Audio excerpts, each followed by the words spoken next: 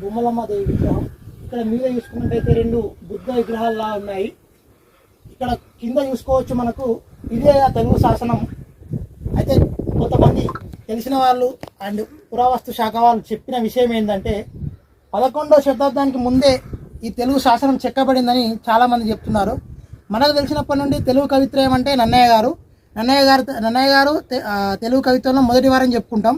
ఆయన కంటే ముందే 11వ శతాబ్దానికంటే ముందే కూడా ఈ శాసనం చెక్కబడిందని చాలామంది గ్రామస్తులు కానీ జిల్లా వాసులు కానీ తెలిసిన వారు చెప్తా ఉన్నారు. చాలా అంటే చాలా సుందరమైన ప్రదేశం ఇది. ఒక గుట్టకే 2 విగ్రహాలు చెక్కి కింద శాసనాన్ని చెక్కబడింది. చాలా అంటే చాలా బాగుంటుంది. కరీంనగర్ జిల్లాలో ఒక పర్యాటక స్థలంగా ఇది అభివృద్ధి చేయాలి. ఇక్కడ ఈ అభివృద్ధి చేసి ఇక్కడ ఈ గుట్టకున్న తెలుగు సంపదను ప్రతి ఒక్కరికి తెలియజేయాల చర్యలు తీసుకోవాలని కోరుకుంటూ జై శ్రీరామ్.